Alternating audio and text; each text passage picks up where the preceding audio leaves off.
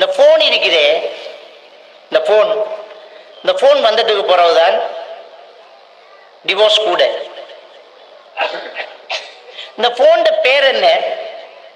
தொலைத்தொடர்பு சாதனம். தொடர்பு சாதனம் அதான போனே.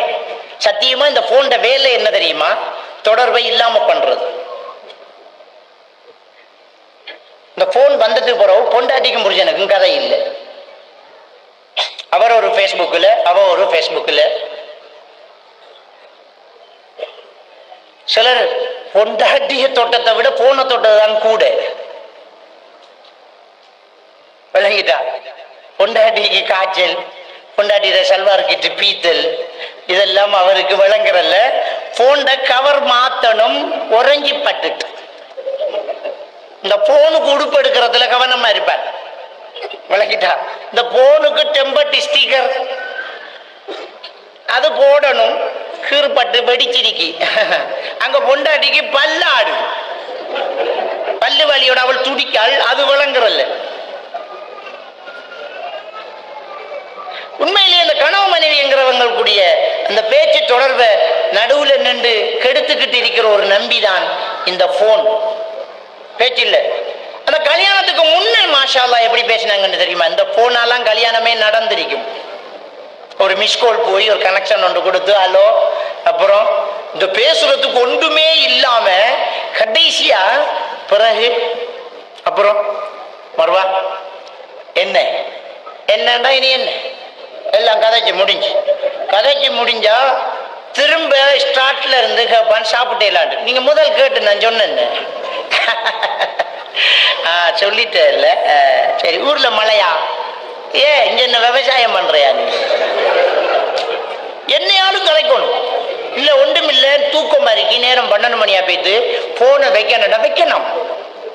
இன்னைக்கு தூக்கம் வைக்க, நீ போன் அப்படியே வச்சுக்கிட்டு தூங்கு, உன்னோட மூச்சு காத்த நான் கேட்டுக்கிட்டே இருக்கணும். இவ்வளவு பாசமா இவனைத்தான் கல்யாணம் முடிக்கணும்னு அவள் கல்யாணம் முடிச்சிருவாள். கல்யாணம் முடிச்சு ஒரு 2-3 மாசம் போனது பிறகு மாப்பிள்ளைக்கு ஒரு போன் எடுப்போம். ஹலோ என்ன? அந்த போனை வைக்காத கெஞ்சின புருஷன் தானா இது? அவர் தானா இது? அட்ரஸ் நம்பரை பிள்ளையா எடுத்துட்டோமோ? நம்பர் அவருக்கா பாப்பாள். சரி, அவர் தான். ஹலோ என்ன? ஒன்றும் இல்லை, ஒன்றும் இல்லாட்டி வை.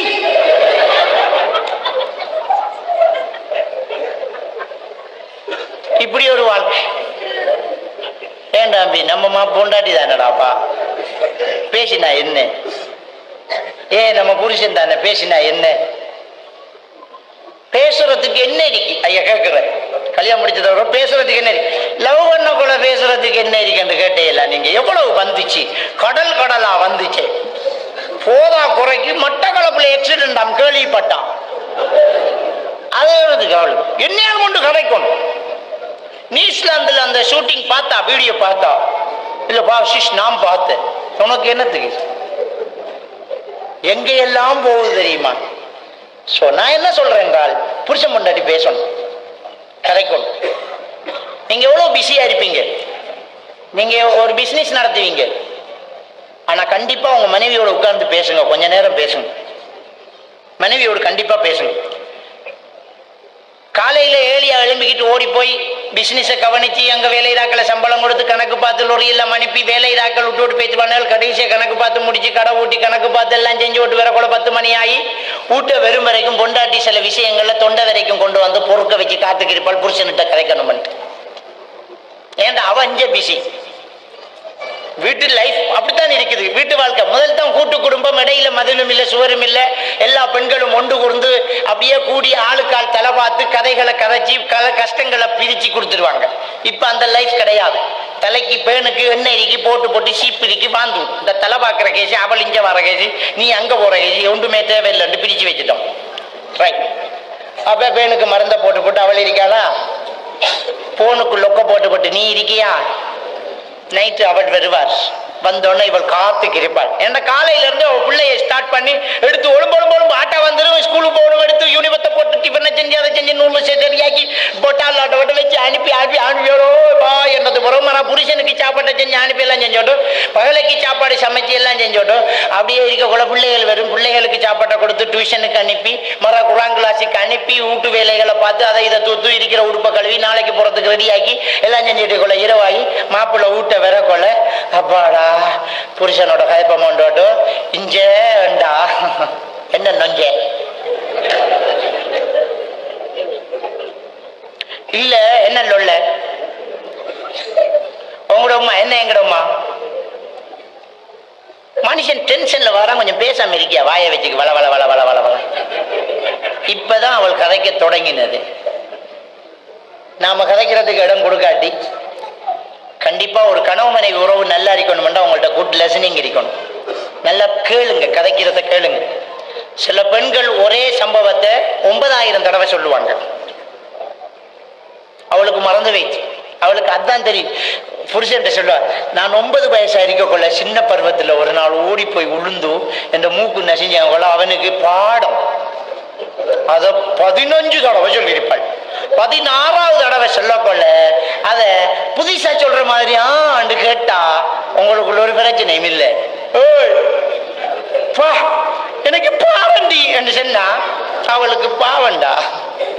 அவள் வேற யாரோட கதைக்கிறது. நாம கதைக்கிறத கேட்காட்டி கேட்கிற ஒருத்தன் பெறுவான், குடும்பம் பிரிஞ்சிடும். இல்லைங்கிட்டா இதான் பார சிக்கல. நீங்க போனை தூக்கி கதைக்கல, போனை தூக்கி நான் என்ன என்று கேட்கிற அந்த நேரம் எவனாலும் ரோங் நம்பர்ல ஒரு கோல் எடுத்து கதைச்சோடனே சரி டைம் பாஸ் இவனுடைய கதைப்பம் பண்ணி அவனுடைய கதைச்சு கட்டி இருப்பான். பிறகு நீங்க கோல் எடுக்கக்குள்ள நீங்கள் அழைத்த நபர் வேறு ஒரு தொடர்பில் உள்ளார் என்று உண்மையா வேறு ஒரு தொடர்பில் இருப்பாள் அவள். கதை முடிஞ்சு. தயவு செஞ்சு கணவன் மனைவி பேசணும், நெருக்கமா இருக்கணும். நீங்க வெளியூர் போனாலும் சரி, வெளி மாவட்டத்துக்கு போனாலும் சரி, நீங்க கடையில் இருந்தாலும் சரி, அடிக்கடி உங்க வீட்டுக்கு போன் பண்ணுங்க. வைஃபு கிட்ட என்ன நடக்குது, பிள்ளைகள் வந்துட்டா, சமைச்சிட்டீங்களம்மா, சாப்பிட்டீங்களா, என்ன கறி. நான் என்ன சொல்றேன் என்றால் அன்பு காட்டணும், உள்ளுக்குள்ள மறைக்காதீங்க, வெளியில பேசுங்க. உன்னை எனக்கு ரொம்ப பிடிச்சிருக்குது, இந்த உடுப்பு உனக்கு நல்லா இருக்குன்னு சொல்றதுக்கு எவ்வளவு நேரம் ஆகும்? ஒரு பொண்டாட்டிக்கிட்ட அவ உடுப்புல ஏண்டி உனக்கு இருக்கிற அந்த கிட்டுல இந்த பச்சை கிட்டு போட்டா எனக்கு ரொம்ப விருப்பமா இருக்கு, அதை போட்டா நீ ஸ்வீட்டா இருக்க ஒரு வார்த்தை சொன்னா போதும், பச்சையா போட்டுட்டு இருப்பான்.